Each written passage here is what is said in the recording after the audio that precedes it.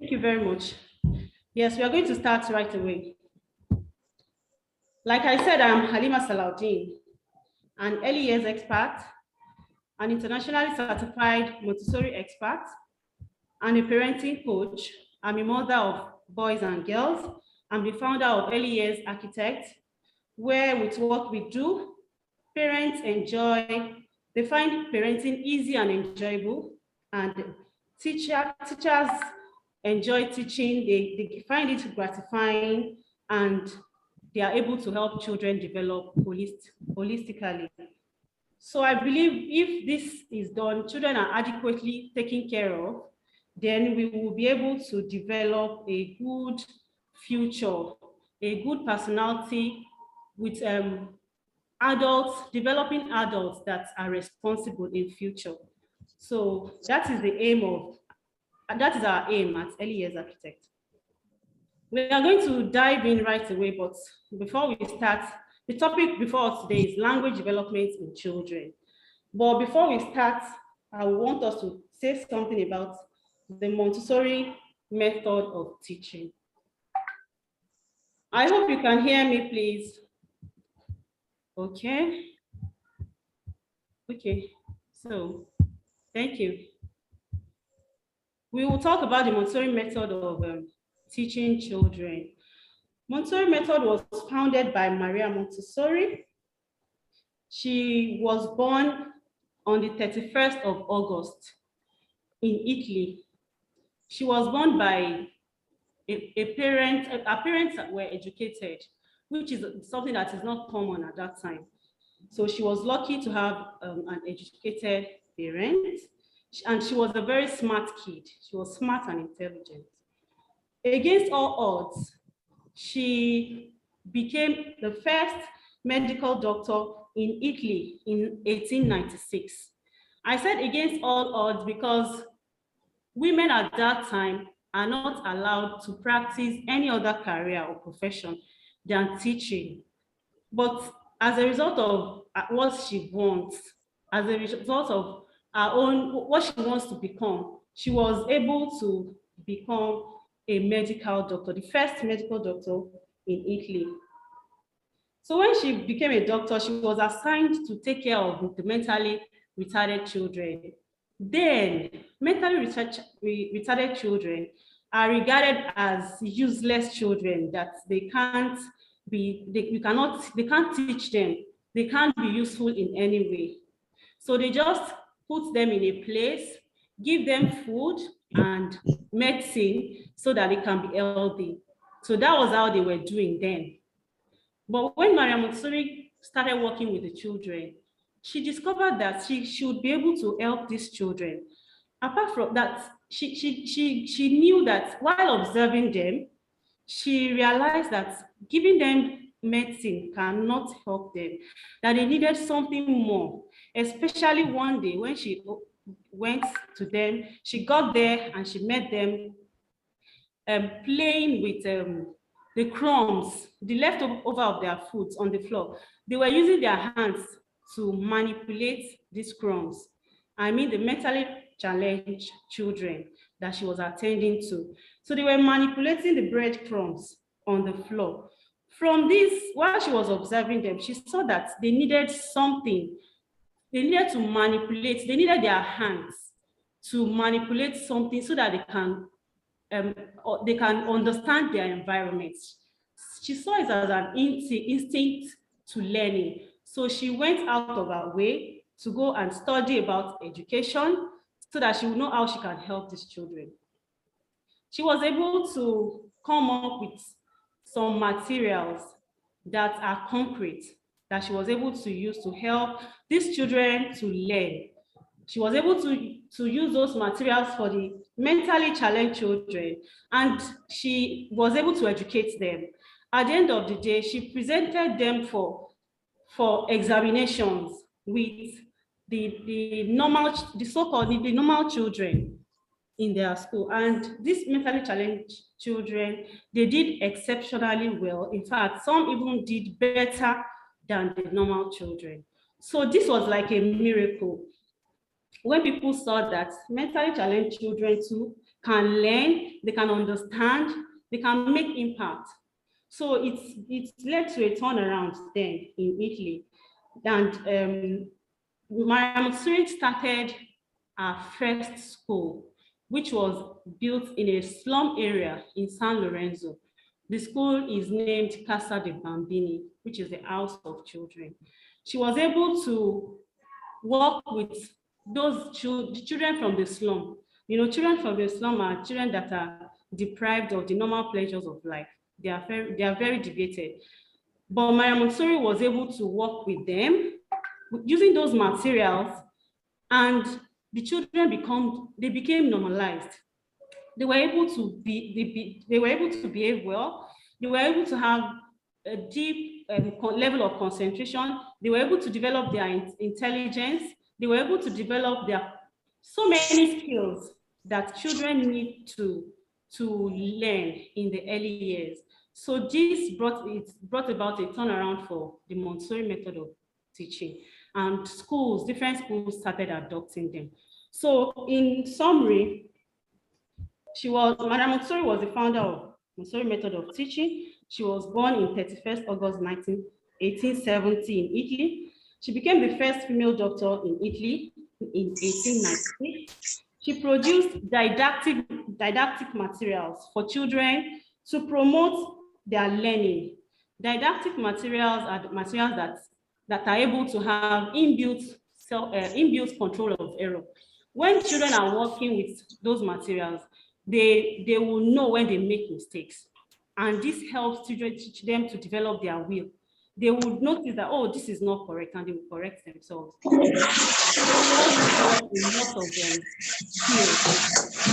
Montessori method of teaching is scientific because it was based on research. And the concrete materials help children to internalize abstraction. Respect is a key in Montessori school. The love for learning is instilled through choice and not by force. Children are not forced to work. Children are helped to develop their sense of will, independence, concentration, self-esteem, self-discipline, and other basic skills that will give them a solid foundation for their future. So in short, Montessori is just a way of life.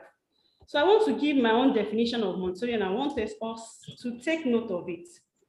Montessori is a method of teaching that provides platform for the child to develop his God-given potentials through use of constructive materials in a carefully prepared environment by a knowledgeable adult under an atmosphere of freedom.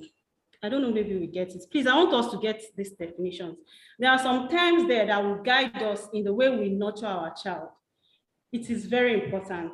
Montessori method of teaching provides a platform for a child to develop his God-given potentials through the use of constructive material in a carefully prepared environment by a knowledgeable adult, in quotes, under an atmosphere of freedom. Please, before we start, I'm supposed to remind us, I hope we have our pen and paper so that we'll jot down some things. I hope we have our pen and paper, please. I want to see response in the comment section. We need to jot some things down so that we take note of them and we're able to use them. Knowledge is not useful when we learn and we don't practice. That is not knowledge. When we know and we don't practice it. But when we learn and we practice, that is when knowledge is when knowledge is excellent. That is when we are able to gain from the knowledge we have acquired. So, good. Thank you very much. We are going to dive in straight into the program, language development in children. From my experience as in the classroom, experience as a parent, my knowledge and expertise as a Montessori expert, I have realized, and even my childhood experience, I have realized that adults do not understand children. We just treat them with our own opinion, with our own perception. However, if we do this, we will not be able to support these children very well. we will not be able to nurture them the appropriate way, in a natural way.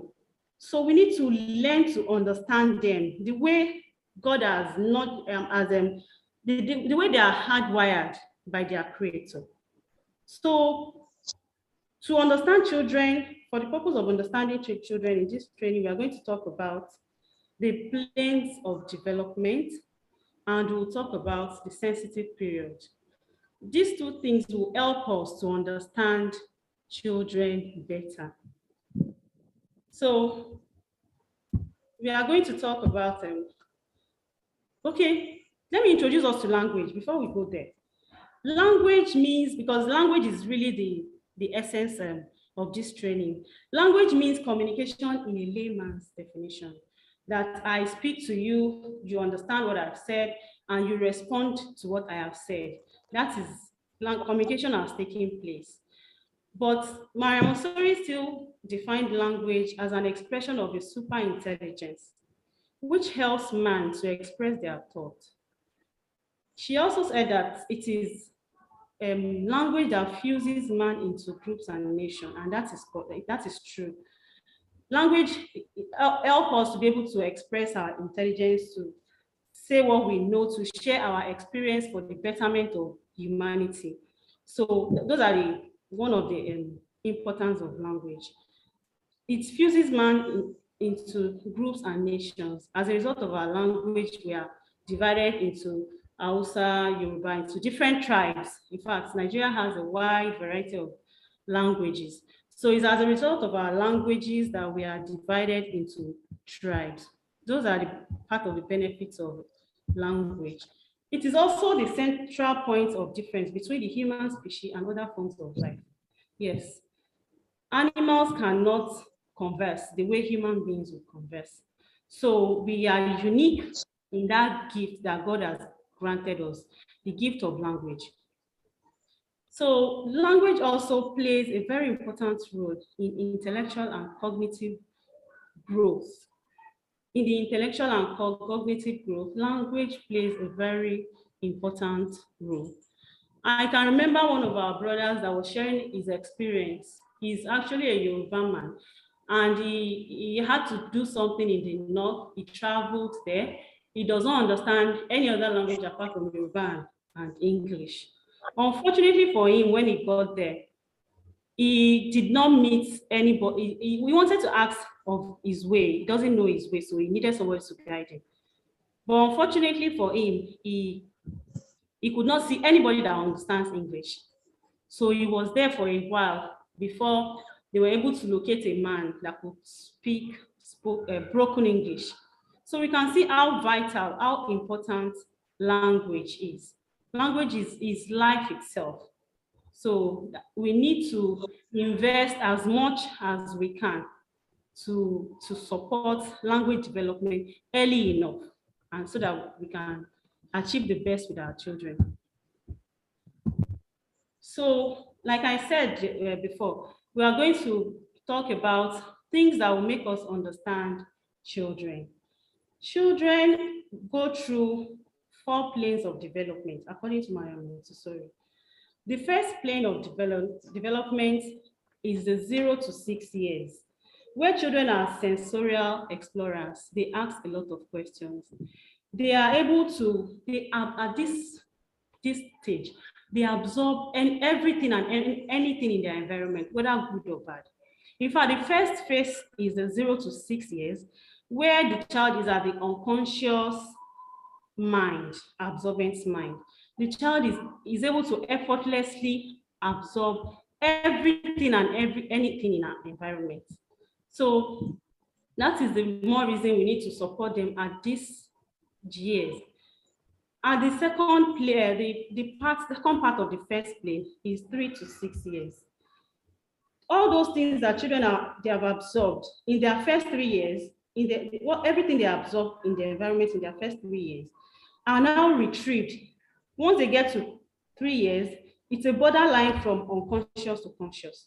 So they begin to retrieve all those things they have stored. They begin to retrieve them, analyze them, and organize them so that they can develop their intelligence. That's the way children are hardwired. So when they are adequately supplied, those things that they need in the first 3 years, then the next 3 years is going to be very good for them. They are going to be able to maximize that time, which they learn effortlessly. So they are able to create their power of intelligence. They ask questions a lot about the environment. They want to know what is happening. What is this? What is that? That is what happens in the first 3 years. So the second 3 years, the child refines all those what they have absorbed in the first 3 years. They refine it and develop their intention, their intelligence in the second stage. Now, moving to the second plane of development, children are humanistic explorers. They ask different questions, more reasoning questions like, how can I do this? Mommy, please, can I do this?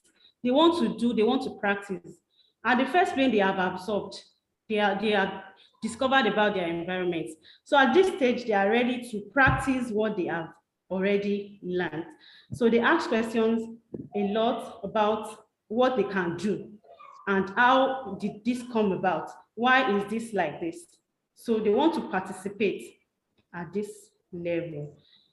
At the third plane, which is 12 to 18 years, that's the adolescence period. Just like the first plane, at this plane, there's a lot of physical and mental transformation. The children, they are creating at this phase. They are creating and building. They develop the physical attributes. So it's a time that they create a lot.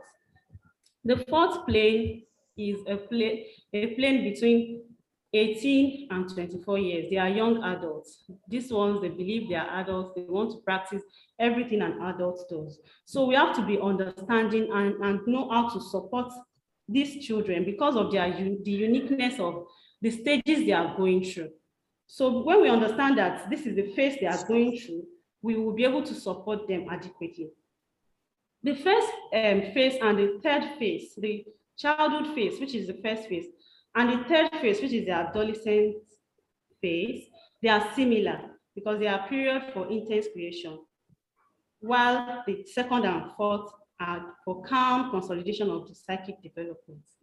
So at each of these phases, we need to support the children because each phase depends on the next one. If a child does well at the first phase, then the second phase will be better. Then the next phase will be best, and that's how it goes. So that's that about the planes of development. We are going to move to the sensitive period for language. Maria Montessori discovered from our research that children undergo various sensitive periods, not only for language. There are 6 sensitive periods that children undergo in the early years. So one of the sensitive period is a sensitive period for language, which is from 0 to 6 years. In fact, it is the one that has the longest time frame from all the sensitive period that the children exhibit. So to define sensitive period is a period in the life of a child when the child has the opportunity to learn a skill or a concept effortlessly without effort.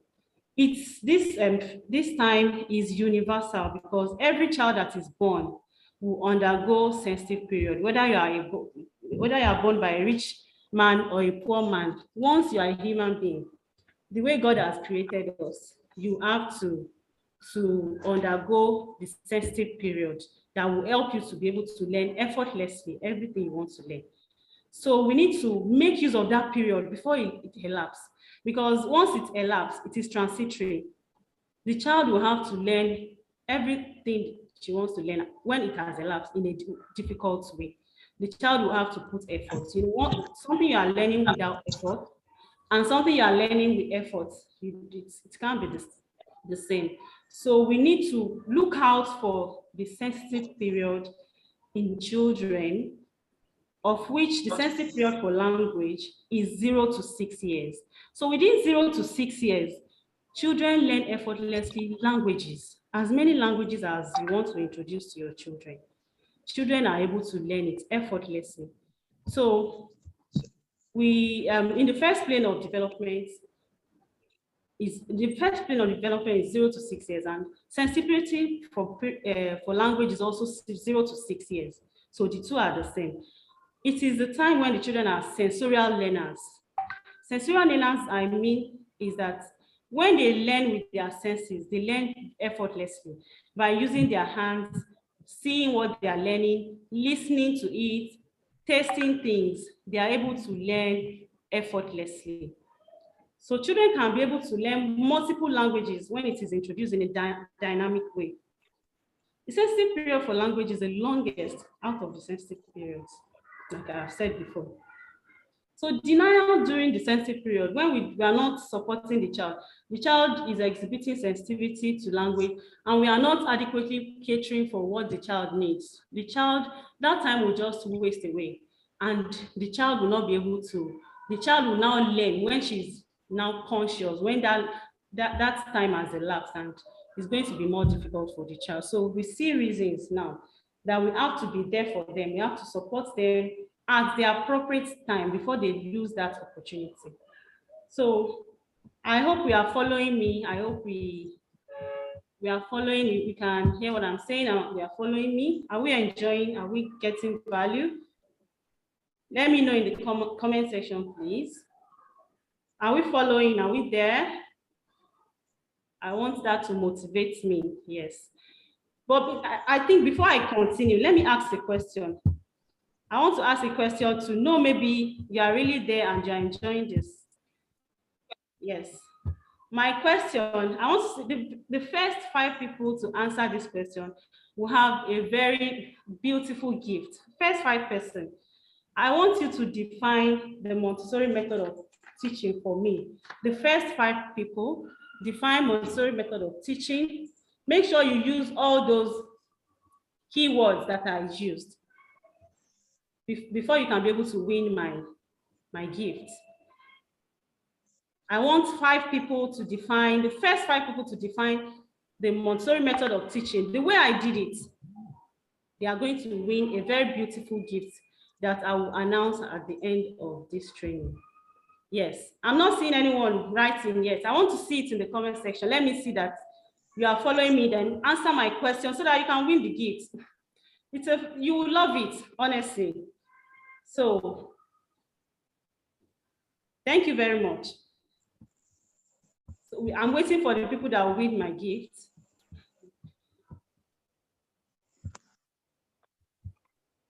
I've not seen anyone type. Is it that we cannot define Montessori method of teaching the way I've defined it? I want it to be complete the way I said it. I want it to be complete before you can win my gift. It has to be complete, exactly the way I have said it. Okay, we're going to pick the first 5 complete answers, and I promise you a very beautiful gift at the end of the training. So let's move on. Please continue sending your answers. I'm going to check them and pick the first 5 by God's grace at the end of the training. So now we are moving to language development from 0 to 3 years. Yes, we are going to talk about how you know that your child is growing. What are those milestones that the children are supposed to attain at specific ages as they grow? So, language development from 0 to 3 years. Yes. At birth, the instincts the child has as a means of communication is crying.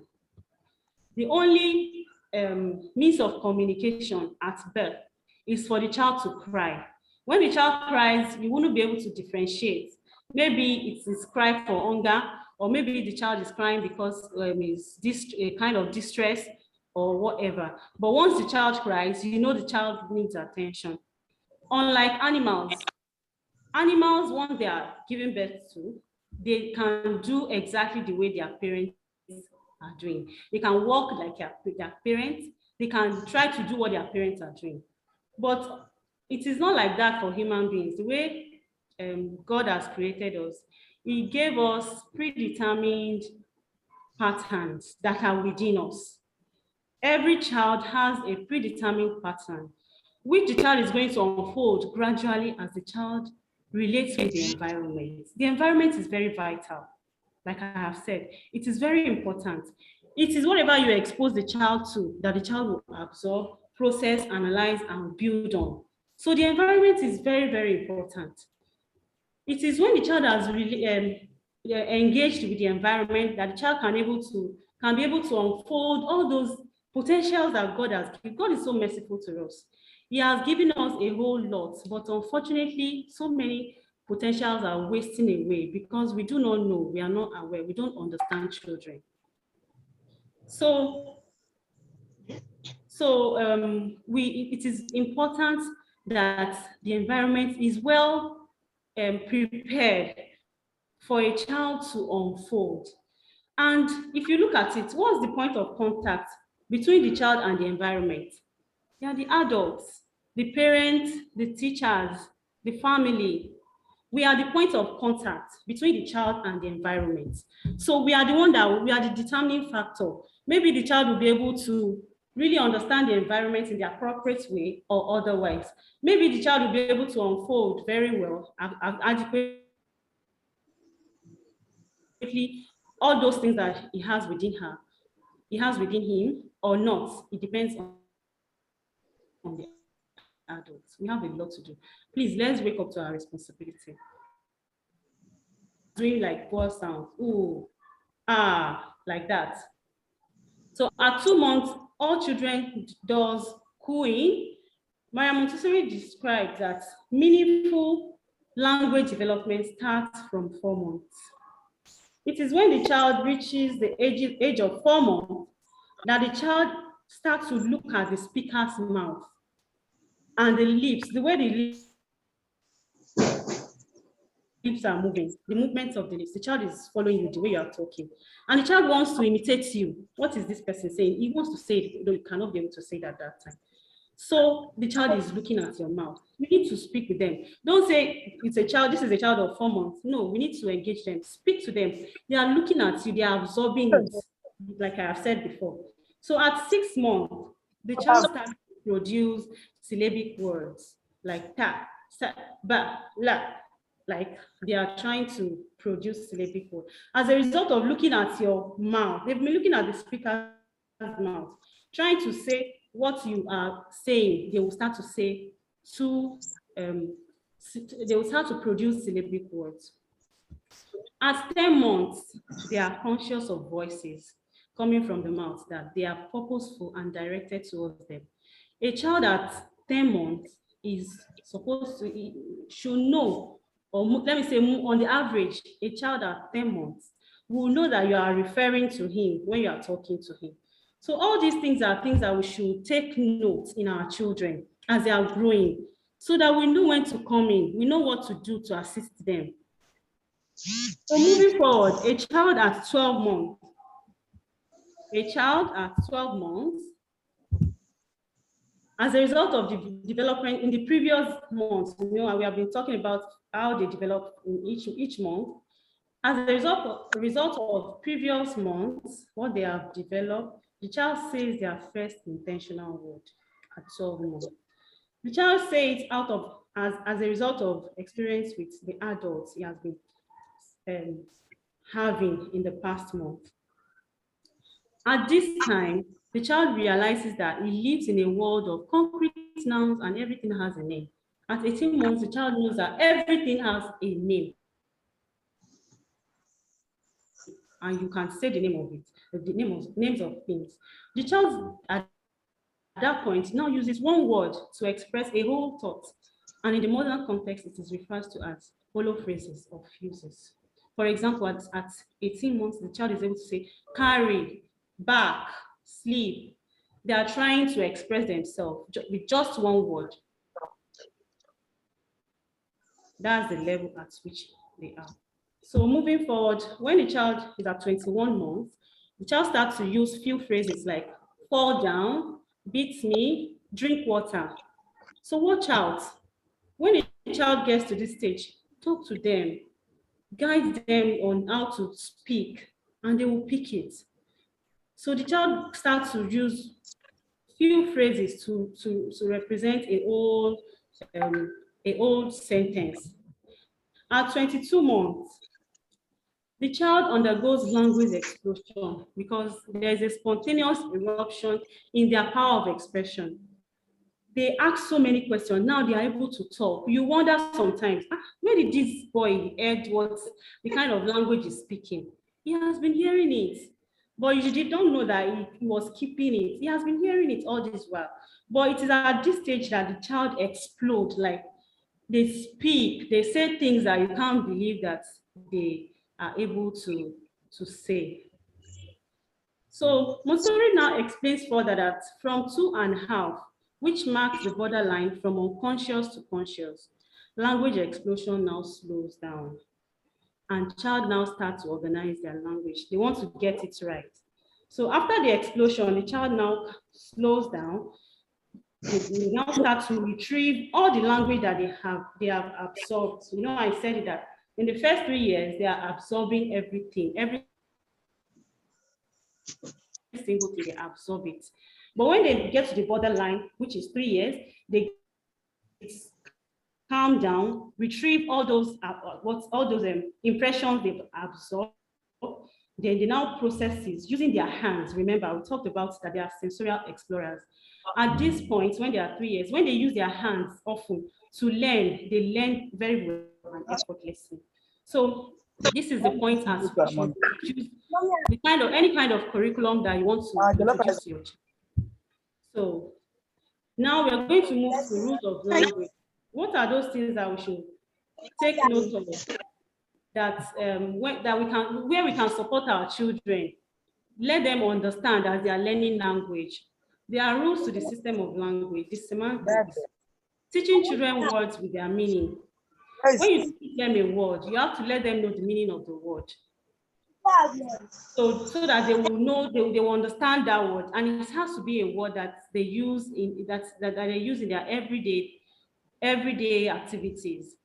Because you can't teach a child a word that is not relevant, that is not even connected to their experience. But when you are teaching them words, you have to teach them words that they use in their daily activities. Then we talk about the semantics, teaching children words with their meanings. Let children know the meaning of, syntax. That's the second one, syntax. As they add new words, they need to understand how to use them in the right way. So you don't just teach them words, you have to guide them by modeling it. Let them see how you use those words. That is when they'll be able to use it. Remember, they are absorbing everything. Then the next one is phonology. It relates to the sound. You have to know the appropriate, know how to guide them, how to put the sounds together. The sounds that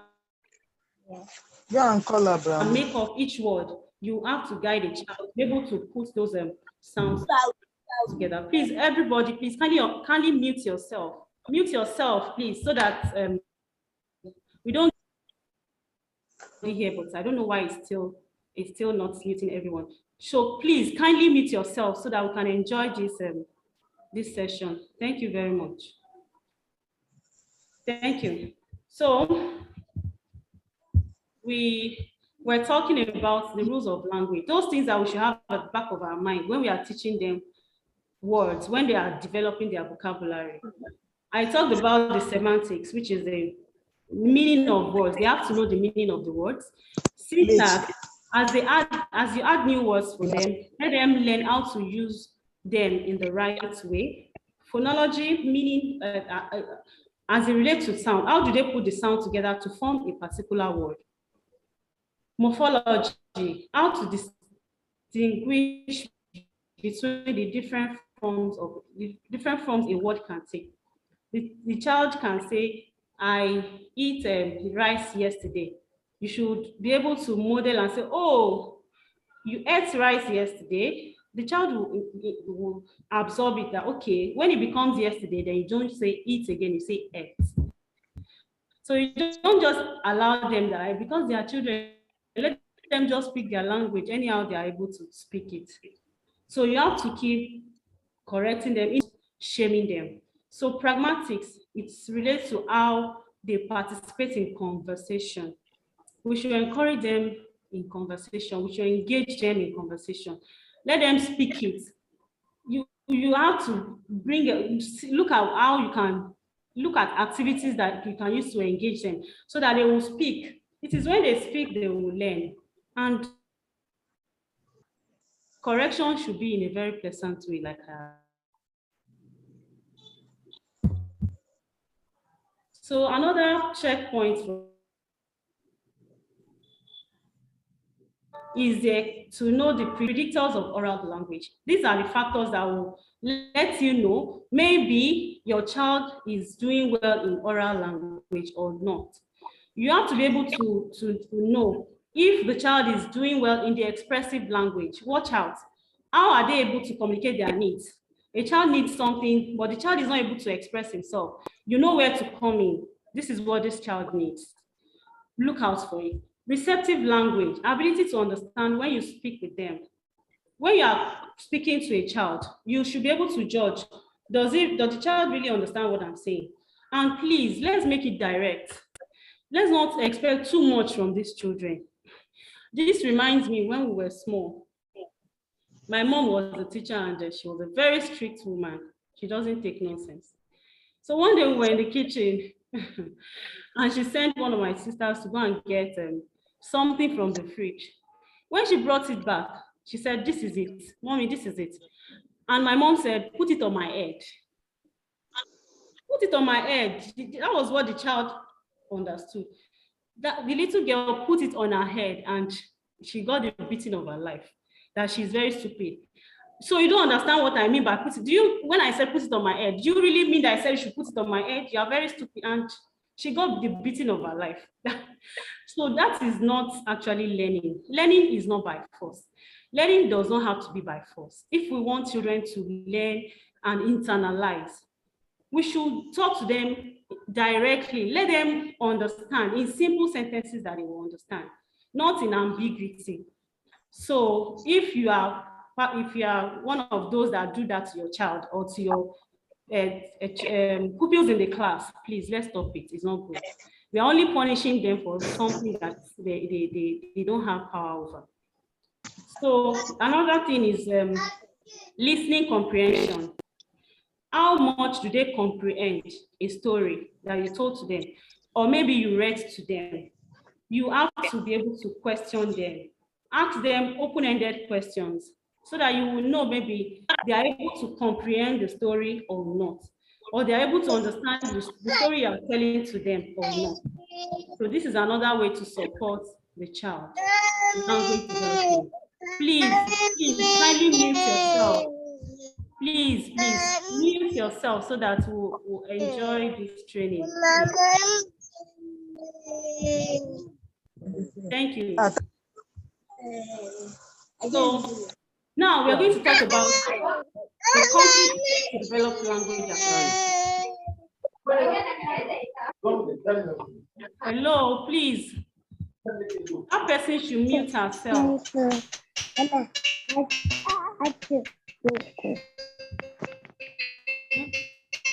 think I'm able to mute her.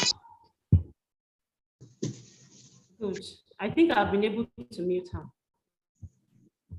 So we'll continue. Now we're going to talk about concrete ways to develop language acquisition.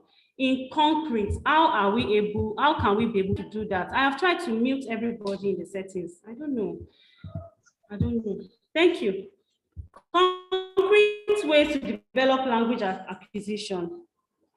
Like we have said in the beginning, children are sensorial explorers in the early years. They learn effortlessly through their senses. The use of materials that will engage stimulation and exploration can be very helpful. Whatever concept you are introducing to the child, make sure you are bringing in a concrete experience for the child. That is what helps them to learn very well and fast and easy. They enjoy it. It will be like they are playing game or they are just playing, but they are learning while they are playing. So for every concept you are introducing, not even only in language, in everything you are teaching, bring that concrete experience for them to explore and manipulate their hands. Maria Montessori said that the hands are pathway to intelligence. So whatever they do with their hands, it helps knowledge to stick into their brain. So we have said that, please, let's make use of it. Taking each concept in simple steps. Even in education, we were taught that we progress from simple to complex. And for any curriculum, any good curriculum for children, any curriculum that will be valued for children should progress from simple to complex, from known to unknown, from concrete to abstract. That is when you get it very well with the children. So you have to take it in simple steps, a step at a time, and you go from simple to complex. Then I want to talk about the I Spy game. I Spy game is a game that creates the sound out of the whole word. You can use I Spy game to teach the position of words at home, at school, whichever. So you can use the I Spy game to help children to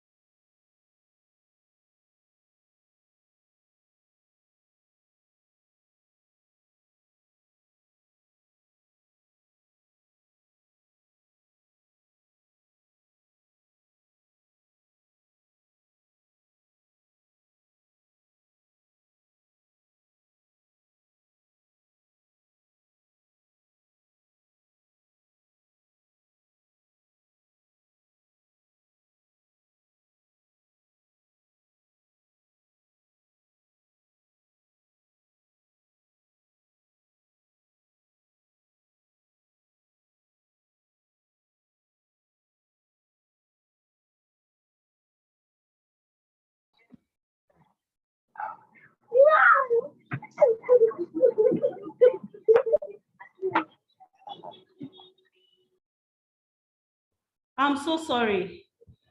I hope you can hear me now.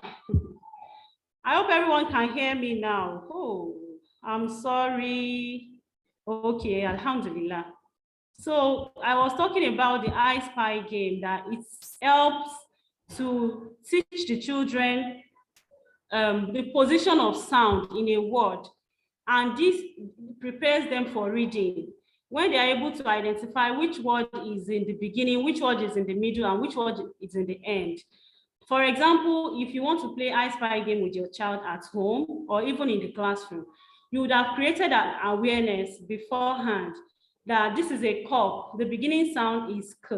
This is a plate, the beginning sound is p. This is a seat, the beginning sound is, you understand? So by the time you are now coming to play the game, you just tell the child, I spy with my little eyes an object in the house or in the sitting room that begins with k. An object in the room that has the middle sound e.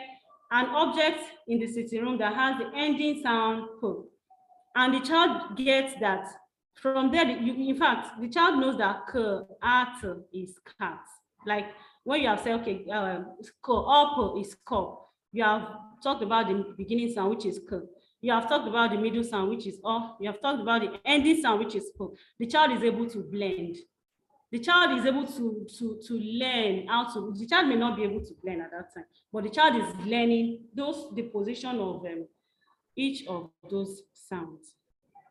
So having talked about that, naming things around them using concrete materials or use of pictures, we can teach them to name things around them using concrete materials or the use of picture.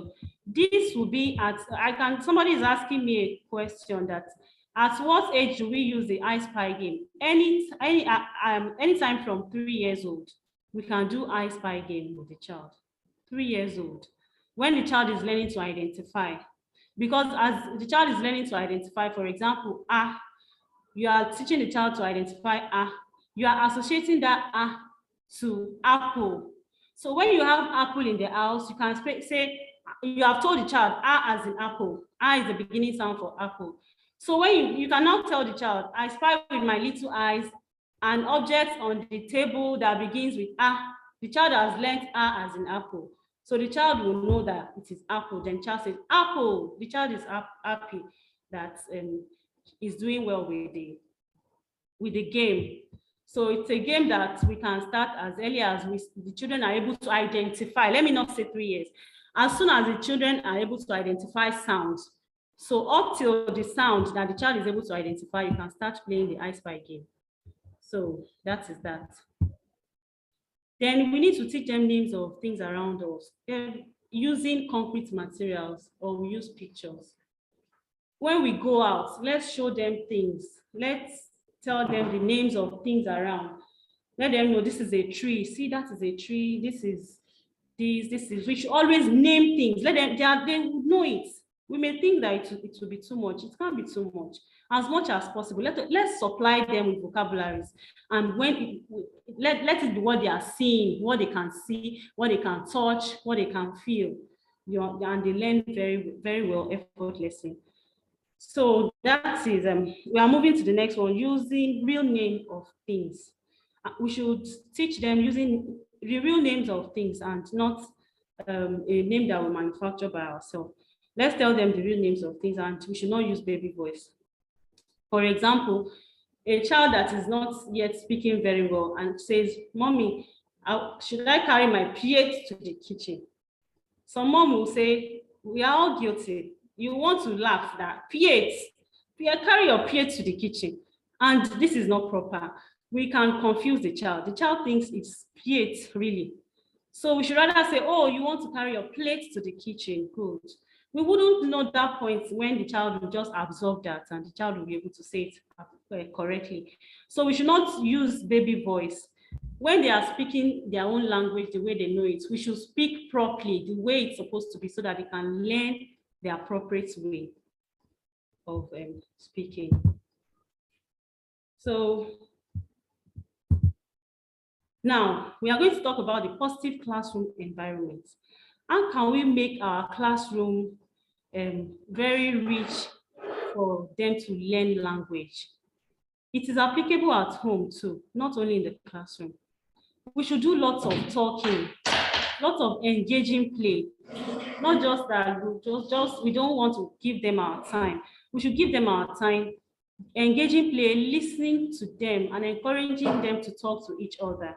Let them speak to each other and listen, don't interrupt. Ask them to explain things they created or draw. In fact, it is very good we allow them explore. Give them pencil, give them paper, tell them to draw something. They have their imaginations. It is when they work with those imaginations that they're able to build intelligence, they're able to build their critical thinking. So just give them pencil and paper and tell them to draw something.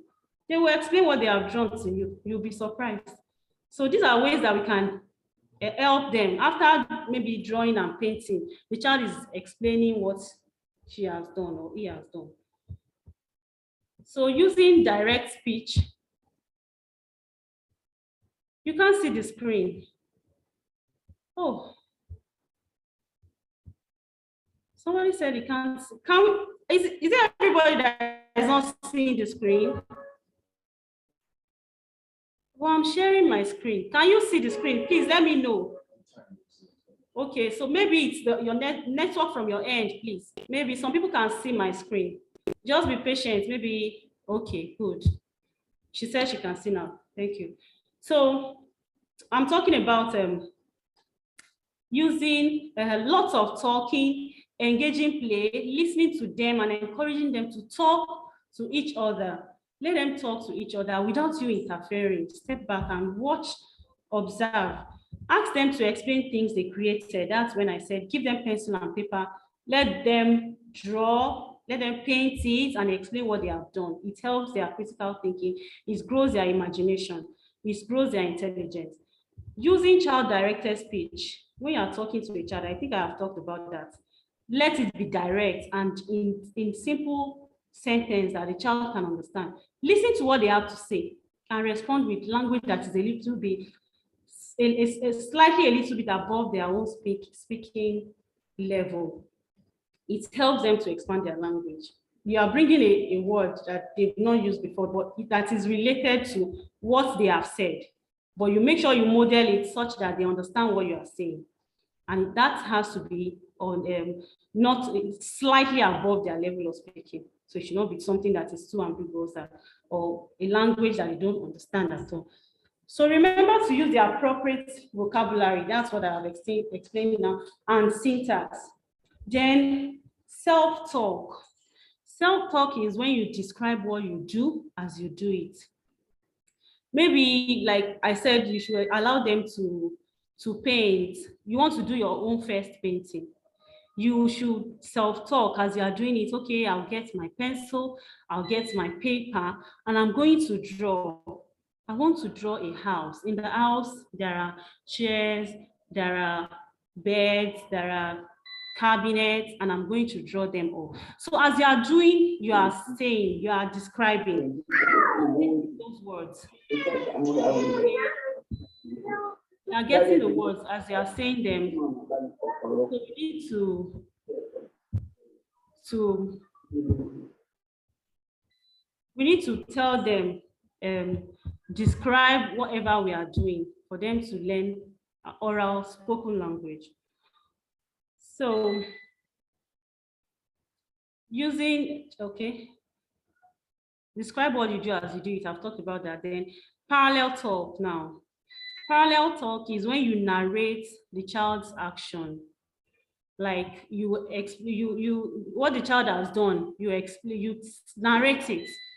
The child is the one that has done it. So, but when you are narrating it, the child understands very well what you are trying to say, and thereby they are learning, they are developing their vocabulary.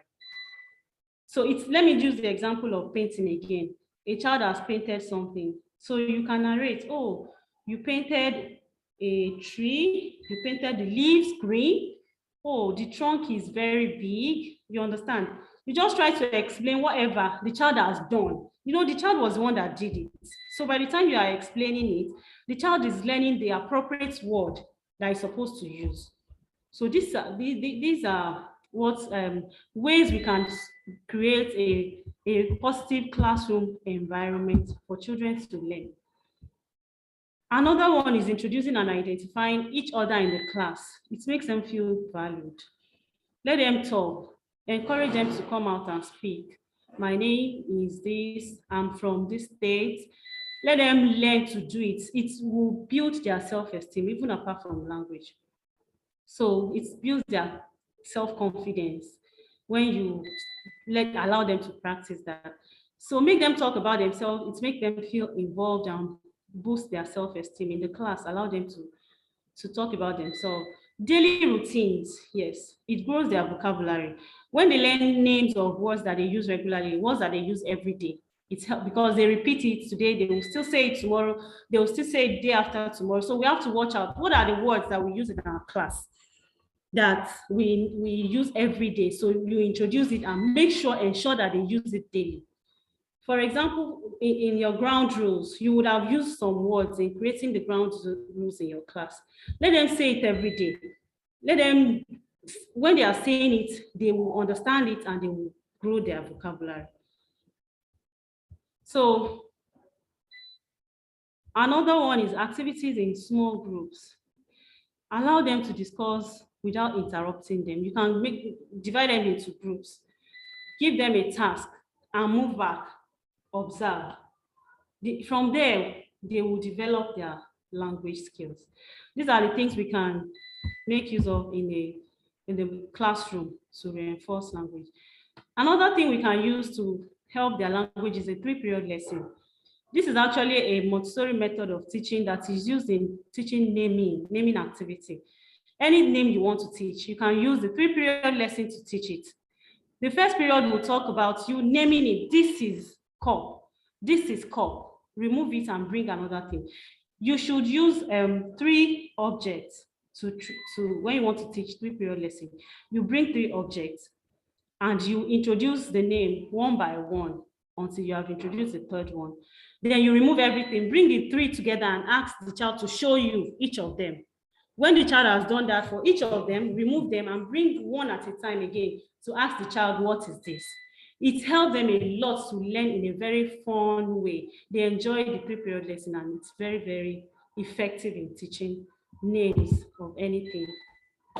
Going to the fine motor skills development. This is a very essential for a child that is just learning to write. We have come to the writing part. Learning to write, writing comes naturally. We don't force a child to write. Some teachers will be very angry when a child is not able to write. When the child is not ready to write, you can't force the child to write. You will only be making the child to hate learning. You will make the child to hate writing when you are beating a child that the child is not writing. So what we need to do is engage them, help them to develop the strength in their fingers. Development of fine motor skills are very essential in creating the love of writing in the child because the child is able to write without stress when the answer is ready. Activities that will help the development of the finger muscles are called practical life activities in a Montessori classroom. So these are activities we do, they are daily life activities. And with the finger muscles and the pincer grip inclusive. So it should be introduced to children prior to the use of pencil or crayon or before they start using any writing material. They should do more of these activities. I think my network is fluctuating. Can you see my screen now? Can you hear me, please? My network here is fluctuating. Can you hear me? Please, I need someone to tell me in the comment section. Okay, thank you very much. Thank you very much. So fine motor skills are very important in helping them to develop their finger grip, the muscles of the finger so that they will be ready to write. Activities such as spooning, beading, pouring, transferring, using tweezers and tongs help them to prepare for writing. It helps their fingers. So after the hand is well prepared, then we can start scribbling, coloring, or writing patterns and symbols. Examples of those activities that will help the child to develop their finger muscles is when the child manipulates Play-Doh. This is Play-Doh in the picture. I hope you can see my picture. That is Play-Doh. The child is manipulating the Play-Doh. When they exercise their hands, it helps them a lot to manipulate their hands and get ready for writing. Another activity you can see is that this is a very simple thing we can get around us. That is a foam. Then the pipe cleaners were inserted into the foam, and you get beads, small beads. Let them string the beads. When they are stringing the beads, they are developing their pincer grip. They are developing the finger muscles. And when the hands are very strong, the child will write. You will be surprised when the child starts to write. So all these kinds of activities are what we should engage them in. And parents, don't just say it is when they go to school that they will do these things. There are many of these that you can improvise at home and allow children to try so that you facilitate their readiness and help the school as the school helps you. So helping children to develop love for writing. Love for writing can be developed when it is introduced to the child in a fun way. Only then can writing occur spontaneously and naturally. Writing is spontaneous. It will come naturally. We should not suffer these children because we want them to write. Parents, don't disturb the teachers. Don't label the school that they are not teaching your children because they are not able to write very early. Children will go at their own pace. Each one of them are unique. They are unique and they will move at their pace. So don't be worried. Once the teacher is doing what they are supposed to do, you too at home, do what you're supposed to do. The time the child is going to explode, you'll be surprised. You'll be very surprised. So let's calm down. Let's take it easy. We should not rush them. We are not rushing anywhere. Let them take their time and they will develop very well. So introduction to when the hands are ready for writing, we should start with the writing symbols. Writing symbols are those symbols that make up each of the letters, such as a stroke down, slant, curve to the right, to the left. Those things are what the children should trace, and they should know it. When they know it, by the time they are writing their numbers or their letter sound, it will be very easy for them. They will know what and what sound, what and what writing symbol makes up a sound, and it makes it easier for them to write. So after the child is able to trace very well, then you can introduce them to start training tracing numbers or sounds. So when the child has perfected his writing symbols, you introduce letter sounds or numbers. Then always let the child write from the beginning. This is very important. Teachers, please listen. A child that has identified and is able to trace, introduce R for the child to write. When the child is able to write R properly, then go to the next, which is B. Then by the time you are going to B, please don't leave R. Let the child write R and B.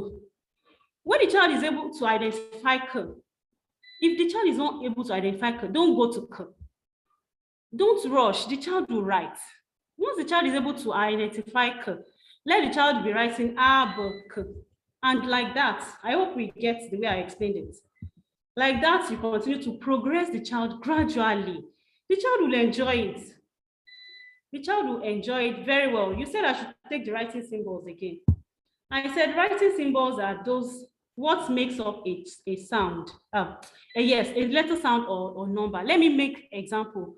For example, for the writing symbol for 2 is a curve and a dash. So before you introduce a child to come and write number, come and write 1, 2, 3, you have shown the child that this is a stroke down, this is a curve, this is a dash. So by the time you are asking the child to, you are allowing the child to write 2, you tell the child that you are writing a curve and a dash. So the child gets it perfectly. Okay, a curve, I know how to write a curve. A dash, I know how to write a dash. So it's very easy. In fact, at a time, parents used to tell me that, I don't understand, when the children are doing their homework, they will be singing it. Number 1 is stroke down. Number 2, a curve and a dash. And people in their house will be like, what is this? The child is saying it and is writing. The child is even engrossed in our work. Does not even know maybe you are listening or not. But that is the way the child has been trained, and it is fun for them. So you have to go with the writing symbol and introduce and move, progress them gradually so that it does not become cumbersome for them. So moving to the next, we move them according to what they are able to identify. Let the child, okay, I've talked about that. Allow enough time. This is very important. Time, please. Early years curriculum should be very flexible. It's not something rigid. School owners, please, allow the children to go at their pace. Allow the teachers to take their time with these children. No matter what is it they're supposed to achieve. For 1 week, they're supposed to have done this. For 2 weeks, they're supposed to have done. No, children are different. And we should not put them under pressure if we want them to learn. We should give them freedom from pressure. Let them move at their pace. In fact, writing an exam in early years is not advisable because of the exam, the teachers are rushing. They want them to achieve. They want their children to do very well so that the school owner or the school head will not blame them. Please, teachers, nobody will blame you.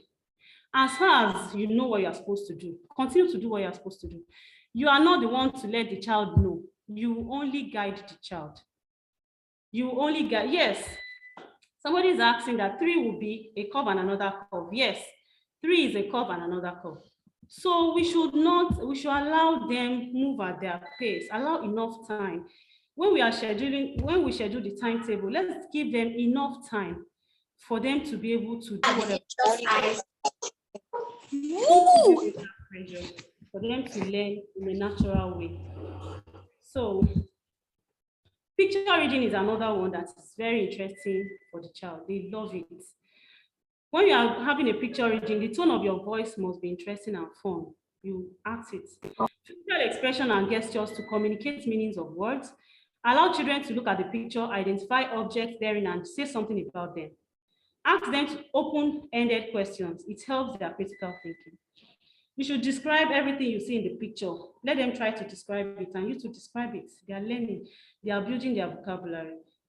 Then describe in complete short sentences, so they pick it from there.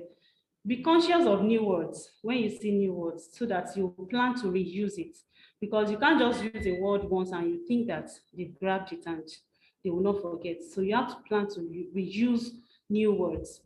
Oral storytelling can help a child to develop their own story. Yes, oral storytelling will help the child to be able to say their own story. That is when you tell them stories that are reality-based, not on the a story that is based on the understanding of the environment. For example, we're not supposed to be at that age, we're not supposed to be telling them story about tortoise and a rat that are friends, now went to the market. So the child is like, oh, how can tortoise, I've never seen tortoise going to the market to buy some. So let's give them stories that are reality-based. That's like a family. There was once a father, he has 3 children, the mother's name is this. From that, the child can be able to, okay, in my family, my daddy's name is this, my mommy's name is this. So we should, oral storytelling that we'll be telling them should be based on reality.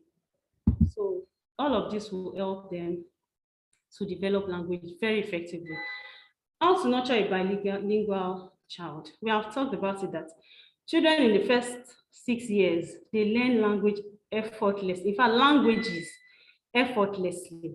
So if you understand 3 languages, introduce those languages. Or for example, you are in Yoruba, your wife is an Igbo person, Igbo woman, and you also understand another language. Please, all the languages that you understand, introduce them to these children. Let them use that opportunity. You are blessed because you are multilingual. So if you introduce it early enough to them, they learn it effortlessly. And some of us are guilty of not speaking our language to our children. This is not, it is not, I don't know, it's not interesting at all. Especially we Yorubas, we don't speak our language to our children. We are not letting them to make use of those potentials that they have. If they can speak Yoruba very well, they will still speak English. Don't think if you allow them to speak Yoruba, they will not be able to speak English. English is a language that they will hear everywhere. They will learn it. They absorb everything. So at this stage, for example, if you are Yoruba, you understand English, you understand Arabic, introduce all, make sure you are following up, have a plan. So learning multiple languages has a lot of benefits, such as making the brain more malleable and reinforcing brain structure. Future opportunities to be able to communicate with others in their language is a very good one for the child. So how do we do it? Interactions and conversation are the best way for children to learn language. We have overflowed that today. That interactions and conversations, maybe through games, maybe through discussion, whatever. It is very important. Choose where and when to speak each language. For example, you can choose to speak English when you are outside, Yoruba at home, Arabic when you go for outings. Like that, you can just pick where you want to speak each of the languages. Minority language should be at home, because you know that your children will not get the opportunity to learn it outside. So you have to speak it to them at home. You should go with the flow. A child that you have introduced 3 languages to may decide to choose any one at any time. So don't say because you have made a rule of speaking this at this place. Let them flow and flow with them. Learn new words, read to them. We have talked about that reading is very good to help children develop language skills. Listening to audios from native speakers to learn accents. there is no doubt that accent is very important in every language. So we should let them listen to audios from native speakers of whatever language you are introducing to them. Is a way to help them. Then sandwich method. It's like you're inserting a language that they understand more into that one that they don't understand. Maybe, for example, you want to tell the child that go and sit down, or I don't know how to put it, like you are putting Yoruba in English, like Lojoko Soria Kuti, go and sit, Soria Kuti, something like that. You can use it sparingly for the child to get that before you now remove it totally. So you can use the sandwich method to help them to understand the minority language that they have not gotten. Then playing games, different kinds of games. Maybe let them play with animals, teach them names of animals in different languages and use it as a game. It's a kind of way to help them develop to be bilingual. Then another thing is counting numbers in different languages. It's a way to help them. Let them know how to count numbers in Arabic, in English, in Yoruba, and they are learning. So these are ways that we can help to nurture the language of our children. We want them to be bilingual. So we have come to the end of today's session, but before we go, I would like to talk about this sad event that is happening now these days, that teachers are beating children, little children, without mercy. It's so disheartening that because a child does not know ABC, you give the child 24 strokes of the cane. This is so sad. It is so sad. It's unfortunate that children are vulnerable. They are at the mercy of adults. Some of them are lucky to have adults that understand, have knowledge, and know how to support them. But many are disadvantaged because the adults in their life, they are not aware. They just believe everything is by force. You must do it. If you don't do it, then you get, I give you 20 strokes of the cane. It is not working. Beating is not working. You don't have to beat before you teach a child. Punishment does not have to be inflicting pain on the child. In fact, even some parents beat their children mercilessly. This is not, let's try and seek ways we can help these children to learn in a very empathetic way, not in beating them. When we beat them, it has a long-term effect. We may not know. Beating has a long-term effect on children, not to talk of a 2-year-old. You are not expected to do a miracle as a teacher. You can't do a miracle. You can only support the child. Continue to feed the child what the child needs.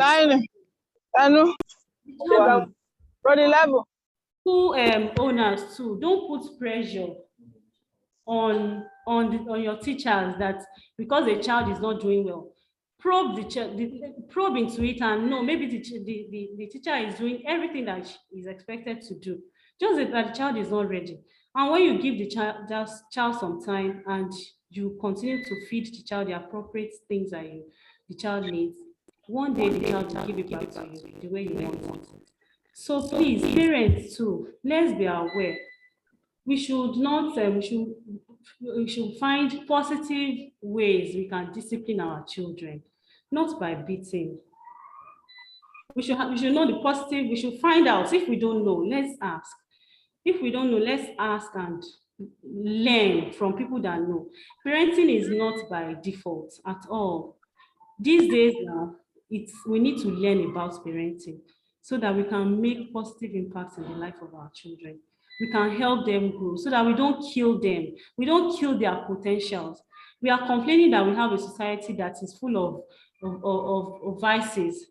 We should be part of, we can help the children by helping them to develop very well in these early years with empathy, so that when they grow up, they will have empathy. They will be responsible adults. It depends on the way we have supported them to develop their foundation level.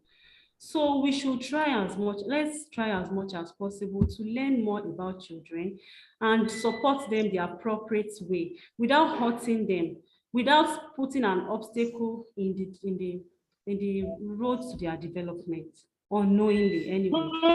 We all love them and we want the best for them. That is why we discipline them, but let's do it in a constructive way. Let's do it in a positive way. Thank you very much for having me. Before I go, I have an offer for you all. I hope you can hear me. Hello. Yes. I have an offer for everyone here. I have a course ready to read the Montessori way, 0 to 6 years. Everything we have discussed here is well planned for in a Montessori environment, in the Montessori way of teaching children. We need to learn so that we'll do it properly. This course is going to take place on the 5th to 8th of March, inshallah, of this year. Let us subscribe. Early years teachers, homeschooling parents, educators, owners, in fact, everybody that has passion for children, that wants to make it, subscribe to this course, and you will be happy. You are going to learn a lot. You are going to learn the whole method for you to be able to teach a child to learn language from 0 to 6 years and give them a solid foundation, a very solid foundation that will help them build their language to strengthen it very well. So you can subscribe to this training. I'm going to send it to the platform. So that you subscribe there, then we'll follow it up from there by God's grace. I look forward to having you on this course so that we can work together and help children to develop according to nature, to develop holistic, so that in future we are proud of them. Thank you very much. Before we go, those people, the 5 people that win my gift, I'm going to contact them. The gift I'm going to give them is our masterclass, Positive Parenting Masterclass at Early Years Architect, where they're going to learn how to connect with their children, how to use positive discipline with children. It's going to be I'm going to get back to them so that we can arrange that. I am very grateful for all of you for the trust you have in me, that you have come and waited this long for this training. And I hope that everything you have learned, you are going to make use of it. And that is what will make me happy. That is what will be my reward. I look forward to hearing from you all. And don't forget, we are always there to support you in your parenting journey, also in your journey to get better as an early years teacher. So see you some. Before we go, let me tell you facilities that we offer at Early Years Architect. Okay. Our services, we help you to develop your Montessori curriculum and review if you want to review. We train teachers in schools. We also do Montessori parenting coaching sessions with parents that want to get it right as early as possible, so that they can adequately support their children's growth. We can help you set up the Montessori classroom, beautiful one that will facilitate learning very well for your pupils. Training on do that. Staff recruitment, it can help you recruit your staff so that you can get people that are knowledgeable and can do the work for you, not have fake. School evaluation and rebranding and all of that. You can contact us on 07065296733 or on 081 34359 9481. Just also kindly follow us on Facebook and Instagram at Halima Salahuddin. Thank you very much. Oh, got me. Oh. Thank you very much. And this is where I will say bye for now. I look forward to hear from everyone. Thank you very much. You are welcome. Thank you.